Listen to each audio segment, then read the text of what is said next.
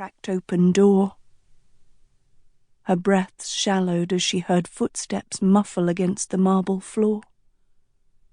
A shadow crept up her neck, stretching onto the bed sheets. Agatha gripped the knife harder. Slowly, a weight sank into the mattress behind her. "Hold," she told herself. The weight grew heavier. Closer. "Hold." She could hear its breath. "Hold." The shadow reached for her.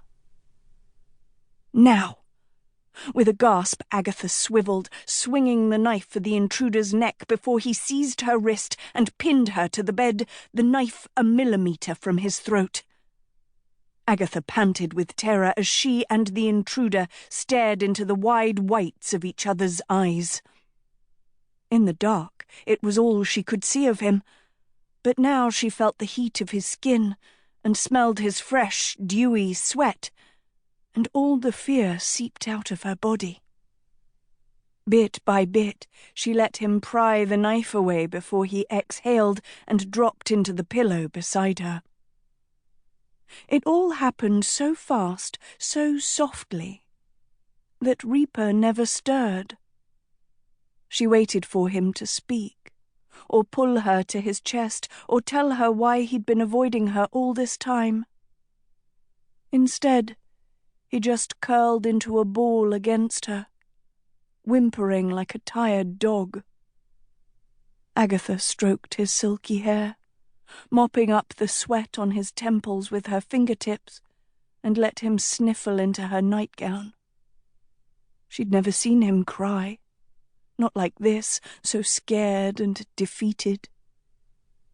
But as she held him, his breaths settled, his body surrendering to her touch, and he glanced up at her with the faintest of smiles. Then his smile vanished. Someone was watching them, a tall, turbaned woman looming in the doorway, her gleaming teeth gnashed tight. And just like that, Tedros was gone, as quick as he came. Splinters of August sun streamed through the window onto the chandelier, refracting light into Agatha's eyes. Blinking groggily, she could see missing crystals in the chandelier, covered in cobwebs like an old gravestone. She hugged her pillow to her chest. It still smelled like him. Reaper slithered up from the foot of the bed, sniffing at the pillow, poised to slash it to shreds before Agatha shot him a look. Her cat slunk back to the foot of the bed. He's improving at least, Agatha thought. The first night in the castle, he'd peed in Tedros's shoe. Voices echoed in her wing. She wouldn't be alone much longer. Agatha sat up in her baggy black nightgown, peering at her room. It was 3 times the size of her old house in Gavelden, with dusty, gem-crusted mirrors, a sagging settee, and a 200-year-old desk of ivory and bone. Clutching her pillow like a life raft, she soaked in the quiet coming off the cracked marble tiles dyed robin's egg blue, and the matching walls inlaid with mottled gold flowers. The Queen's chamber was like everything at Camelot, royal from afar, tarnished up close. This applied to her, too. She was living in the Queen's quarters, but she wasn't even Queen yet. The wedding was still 2 months away.